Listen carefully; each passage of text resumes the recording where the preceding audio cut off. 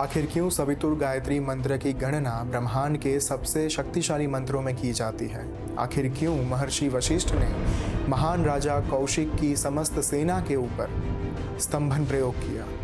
आखिर क्यों देवादिदेव महादेव एवं भगवान ब्रह्मा से वरदान प्राप्त करने के बाद भी, विभिन्न अस्त्र एवं शस्त्र प्राप्त करने के बाद भी राजा कौशिक कभी भी महर्षि वशिष्ठ के सामने विजय प्राप्त नहीं कर पाए? नमस्ते, आप सबको मेरा प्रणाम। आज सवितुर गायत्री मंत्र के इस वीडियो के साथ हम आपके लिए एक अत्यंत महत्वपूर्ण अनाउंसमेंट लेकर आए हैं। लेकिन अनाउंसमेंट को जानने से पहले आखिर सवितुर गायत्री मंत्र को ब्रह्मांड का सबसे शक्तिशाली मंत्र क्यों माना गया है, इसके बारे में थोड़ी बात करेंगे। कथा के मुताबिक एक बार राजा कौशिक एक युद्ध में जीतने के पश्चात, विजय प्राप्त करने के बाद अपनी नगरी में लौट रहे थे अपनी पूरी सेना के साथ। और जब वे जंगल में थे तब उन्हें और उनकी सेना को भूख लगी और क्षुधा शांत करने के लिए उनके पास कोई साधन नहीं था, कोई भोजन नहीं था। तब जाकर किसी ने कहा कि जंगल में एक झोंपड़ी दिख रही है जहाँ पे एक साधु महात्मा जो है वो रहते हैं। और राजा कौशिक उस कुटिया पर गए। उनकी मुलाकात वहाँ पे हुई महर्षि वशिष्ठ के साथ। महर्षि वशिष्ठ एक ऐसे महात्मा थे जिन्होंने कई मंत्रों को जागृत किया। उन्होंने वैदिक साधनाएं भी की और तांत्रिक साधनाएं भी की। राजा कौशिक ने कहा कि हम भूखे हैं और आपके द्वार पर इसी अपेक्षा के साथ आए कि आप हमें कुछ भोजन करा पाए। लेकिन जब उन्होंने देखा कि महर्षि वशिष्ठ के आश्रम पर तो कोई मनुष्य वहाँ पे नहीं दिख रहा था, तब उनके मन में ये संशय पैदा हुआ कि आखिर ये महात्मा मेरी पूरी सेना को कैसे भोजन करा पाएंगे। लेकिन महर्षि वशिष्ठ ने उनसे कहा कि आप निश्चिंत हो जाइए, आप अपनी पूरी सेना के साथ नदी में स्नान करके आइए, तब तक आपके लिए एक गर्मा गर्म भोजन जो है वो तैयार हो चुका होगा। राजा के मन में अभी भी संशय था, दुविधा थी। वे निश्चिंत नहीं हो पाए, चिंता मुक्त नहीं हो पाए, लेकिन अपनी सेना के साथ नदी पर स्नान करने के लिए गए। और नदी पर जाकर उन्होंने देखा कि पिछली रात यहाँ पे बारिश हुई थी, वर्षा हुई थी, और उसके कारण जो पानी था वो भी कीचड़ वाला था। तब उनके मन में एक नया प्रश्न आया कि यहाँ का पानी तक भी शुद्ध नहीं है, पीने लायक नहीं है, तो फिर ये महात्मा हमारे लिए उत्कृष्ट भोजन की व्यवस्था, और वो भी पूरी सेना के लिए, कैसे कर पाएंगे। लेकिन महर्षि वशिष्ठ ने उनसे कहा था कि एक तपस्वी के तप को आप हल्के में मत लीजिए, आप स्नान करके आइए और आपकी पूरी सेना के लिए भोजन तैयार होगा। उनके कहे मुताबिक राजा कौशिक ने स्नान करने के पश्चात जब वे आए और अपना स्थान ग्रहण किया पूरी सेना के साथ, तब उनके लिए गर्मा गर्म भोजन जो है वो पिरोसा गया। भोजन करने के पश्चात जैसा होना था कि उनके मन में सबसे पहले ये प्रश्न आया कि आखिर ये हुआ कैसे। एक ऐसे महात्मा जिनकी कुटिया पर, जिनके आश्रम पर ज़्यादा मनुष्य है नहीं, ज़्यादा कोई सुविधा नहीं है, भोजन की बात तो छोड़ो, उनके पास यहाँ पे लोगों को पिलाने के लिए पानी तक शुद्ध और स्वच्छ नहीं है, तो इतनी बड़ी सेना को भोजन कैसे करा पाए। और उन्होंने अपनी दुविधा जो है, जो संशय है, वो महर्षि वशिष्ठ के समक्ष प्रस्तुत किया। महर्षि वशिष्ठ ने कहा कि आश्रम में नंदिनी नाम की एक गाय है, गाय का एक बछड़ा है, और वो जो गाय है वो हमें स्वयं देवताओं के राजा इंद्र ने प्रदान की है। वे हमारी माता है और माता के समक्ष आप जो भी इच्छा व्यक्त करो, जो कामना व्यक्त करो, वो माँ पूर्ण कर देती है। हम सब जानते हैं कि भगवान इंद्र के पास कामधेनु नाम की एक गाय है जो सभी इच्छाओं को पूर्ण करने में सक्षम है, और वही सामर्थ्य लेकर उनकी जो संतान है नंदिनी गाय, वो महर्षि वशिष्ठ के आश्रम पर उन्हें प्रदान कर दी गई थी। ये बात जानकर राजा कौशिक के अंतर में लालसा पैदा हुई, लोभ पैदा हुआ, और उन्होंने महर्षि वशिष्ठ से ये कहा कि ये गाय आपके आश्रम में शोभा नहीं देती, ये गाय तो राजमहल में होनी चाहिए। उन्होंने सोचा कि अगर मैं ये गाय प्राप्त कर लूँगा तो मुझे कभी भी भोजन की चिंता नहीं करनी पड़ेगी। मैं अपनी सेना को लेकर दूर दूर तक, कई राज्यों तक युद्ध करने के लिए जा पाऊँगा, और मुझे ये सिर्फ एक गाय को ही अपने साथ रखना होगा। मेरी भोजन की व्यवस्था, मेरी सेना को कभी भी भूख का सामना नहीं करना पड़ेगा और मैं एक के बाद एक राज्य के ऊपर विजय प्राप्त करता रहूँगा। उन्होंने महर्षि वशिष्ठ से ये पूछा कि ये गाय क्या क्या कर सकती है। क्या ये गाय मुझे सोना दे सकती है, मुझे कई सारे हीरे ज़वेरात दे सकती है। तब जाकर महर्षि वशिष्ठ ने कहा कि ये गाय आप जो मांगो वो दे सकती है। हालांकि उन्हें ये पता लग चुका था कि राजा कौशिक किस दिशा में विचार कर रहे हैं, लेकिन उन्होंने कहा कि ये गाय आपको सब कुछ देने में सक्षम है, उनका सामर्थ्य अपार है। तब राजा कौशिक ने उनसे कहा कि मैं आपसे प्रार्थना करता हूँ कि ये गाय मुझे दे दीजिए, मुझे अपने महल में इस गाय को लेकर जाना है। महर्षि वशिष्ठ ने प्रत्युत्तर में कहा कि राजा मुझे क्षमा कर दीजिएगा, लेकिन ये गाय मैं आपको नहीं दे सकता, क्योंकि ये गाय नंदिनी मेरी माता है और माता को मैं कभी भी दूसरे व्यक्ति को दे नहीं सकता। जैसे ही राजा कौशिक ने ये बात सुनी, उनके अंतर पर चोट लगी, उनके अहंकार पर एक प्रहार हुआ और उन्होंने कहा कि आप अगर ये गाय मुझे नहीं दे सकते तो मेरी समस्त सेना आपके ऊपर आक्रमण करेंगी और हमला करने के बाद मैं आपसे ये गाय छीन कर ले जाऊंगा। महर्षि वशिष्ठ ने कहा कि एक तपस्वी के तप को, उनकी साधना को कम नहीं आंकना चाहिए। आप प्रयास करके देख सकते हैं, आप जो कर पाए करें, लेकिन ये गाय तो मैं आपको नहीं दूंगा, चाहे कुछ भी हो जाए। और ये सुनने के बाद राजा कौशिक ने अपनी सेना को ये आदेश दिया कि ज़बरदस्ती ये गाय को राजमहल में लेकर चलो। और उनकी सेना ने गाय को जहाँ पे बांधी हुई थी वहाँ से छुड़ाकर मुक्त की और अपने साथ लेने के लिए आगे बढ़े कि तुरंत महर्षि वशिष्ठ के सामने ये जो नंदिनी गाय थी, उन्होंने निवेदन किया कि क्या यही मेरा मूल्य है? क्या आपने जो मांगा मैंने वो नहीं दिया? मुझसे क्या अपराध हो गया कि मुझे आप यहाँ पे इस राजा के महल में भेज रहे हो? तब महर्षि वशिष्ठ ने कहा कि हे माँ, मैं आपको कहीं पे नहीं भेज रहा हूँ। आपको एक भी मनुष्य आपकी इच्छा के विरुद्ध कहीं भी नहीं ले जा सकता, ये मेरा आपको वचन है। और ये बात सुनकर राजा और क्रोधित हो गया, लेकिन उनका क्रोध आगे बढ़े उससे पहले ही महर्षि वशिष्ठ ने राजा कौशिक की सेना पर स्तंभन प्रयोग किया। तंत्र में अभिचार क्रिया का बहुत महत्व है। अभिचार क्रिया यानी षटकर्म, 6 अलग अलग प्रकार के कर्म: मारण, मोहन, वशीकरण, स्तंभन, उच्चाटन, विद्वेषण। स्तंभन के कई प्रकार होते हैं: जल स्तंभन, वायु स्तंभन। स्तंभन का अगर मूल हम देखने का प्रयास करें तो किसी को जड़ कर देना, किसी को अपने स्थान पर रोक देना, किसी को बोलने से भी रोक देना, उनकी जिह्वा को, उनकी वाणी को स्तंभित कर देना, उनके शरीर को, उनके देह को स्तंभित कर देना, उनके विचार को भी स्तंभित कर देना। तो जैसे ही महर्षि वशिष्ठ ने राजा कौशिक की सेना के ऊपर स्तंभन प्रयोग किया कि तुरंत उनकी सेना जो है, उनके पांव, उनके पैर जमीन के साथ चिपक गए और वे अपने स्थान पर से हिल नहीं पाए।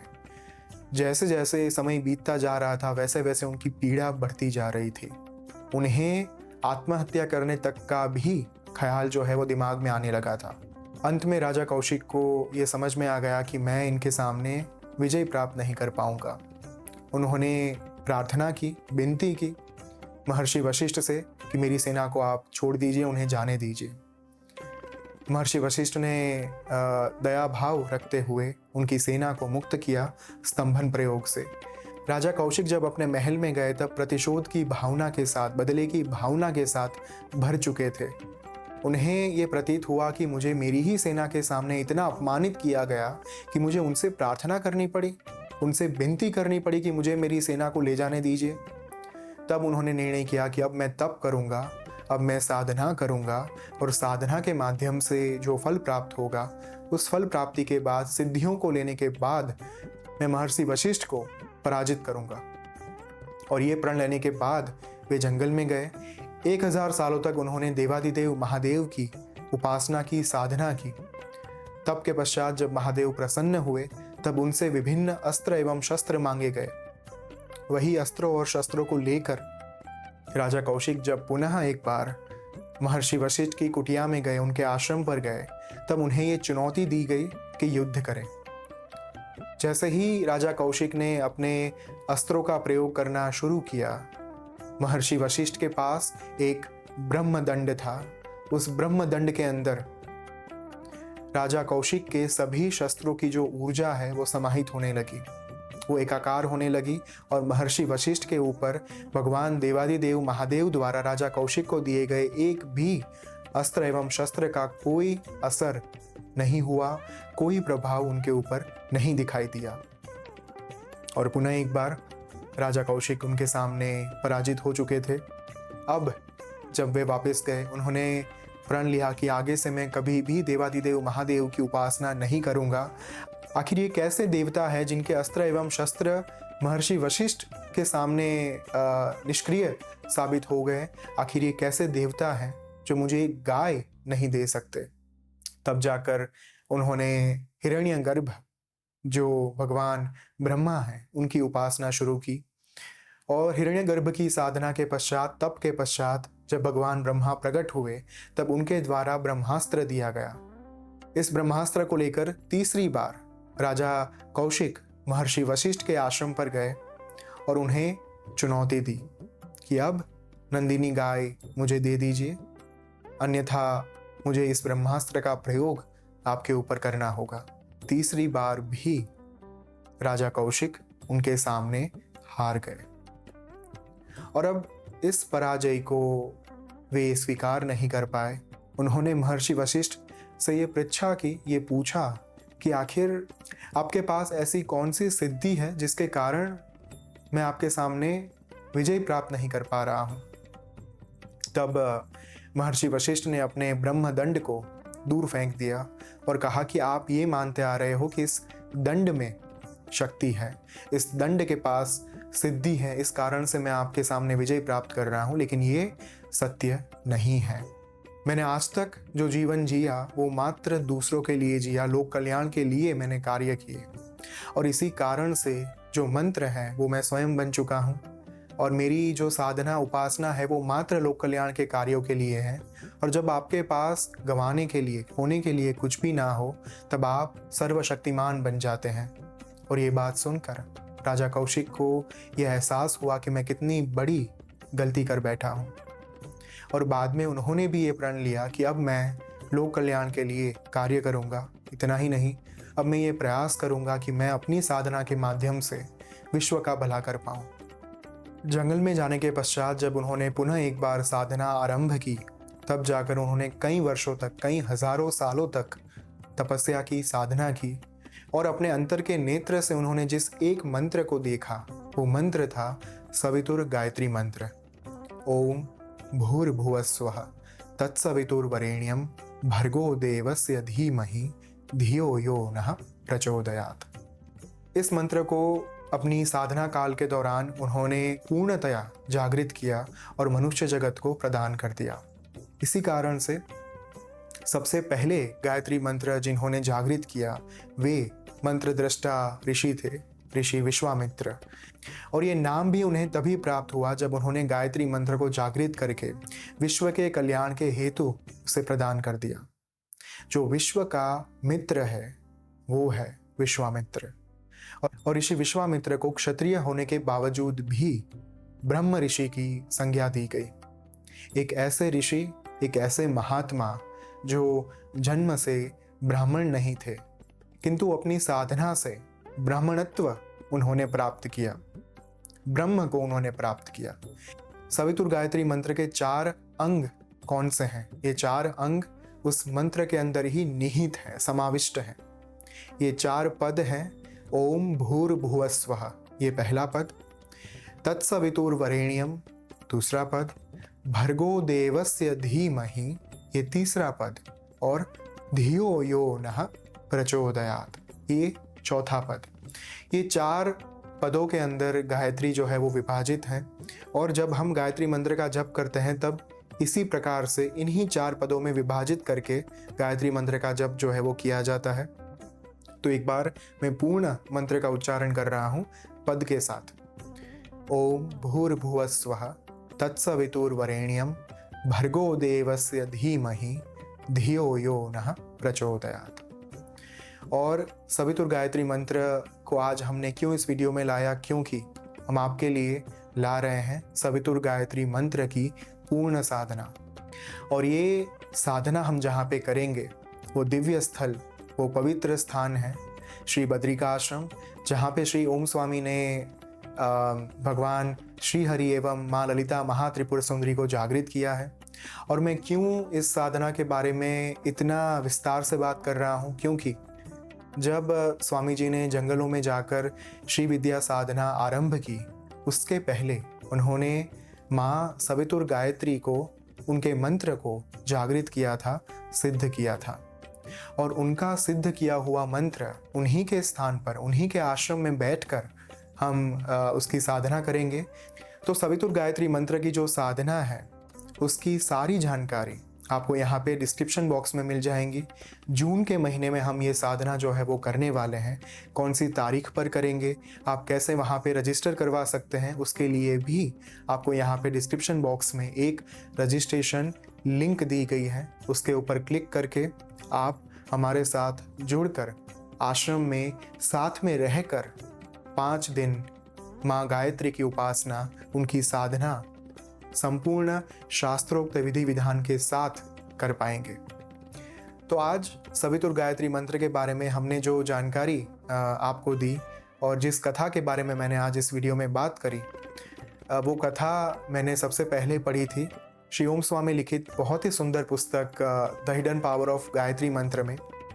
और इस पुस्तक में गायत्री मंत्र की महत्ता क्या है उसके बारे में बहुत ही ज़्यादा डिटेल में सुंदर बातें लिखी गई हैं।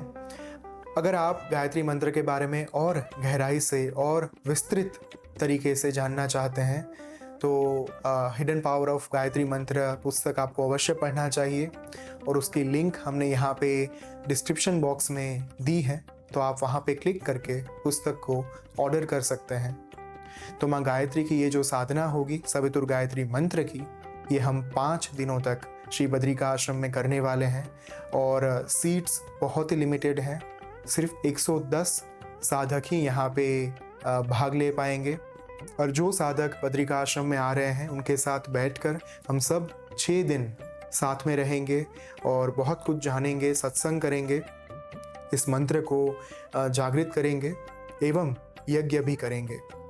तो ये जो आपके जीवन के 5 दिन होने वाले हैं साधना के और 1 दिन ओरिएंटेशन का, तो टोटल 6 दिन बहुत ही ज़्यादा लाभदायी साबित हो सकते हैं। आपकी साधना की यात्रा को आगे बढ़ाने के लिए भी ये सवितुर गायत्री मंत्र की जो साधना है वो बहुत महत्वपूर्ण साबित हो सकती है। तो अगर आप ये वीडियो देख रहे हैं तो डिस्क्रिप्शन बॉक्स में हमने सवितुर गायत्री मंत्र साधना की एक लिंक अपलोड की है, जहाँ से आप एक फॉर्म फिलअप करके बद्रिका आश्रम में हमारे साथ जुड़ पाएंगे सवितुर गायत्री मंत्र की साधना के लिए। तो आशा है आपसे बहुत जल्द मुलाकात होगी और ये 6 दिन हम श्री बद्रिका आश्रम में रहकर भगवान की निश्रा में उनके आशीर्वाद के साथ, उनकी कृपा के साथ हम सवितुर गायत्री मंत्र यानी सूर्य का गायत्री मंत्र जो है उसकी साधना करेंगे, यज्ञ करेंगे, सत्संग करेंगे और प्रयास करेंगे कि साधना की यात्रा में निरंतर आगे बढ़ते रहें। धन्यवाद। ओम श्री मात्रे नमः। स्वस्ति नः इन्द्रो वृद्धश्रवाः स्वस्ति नः पूषा विश्ववेदाः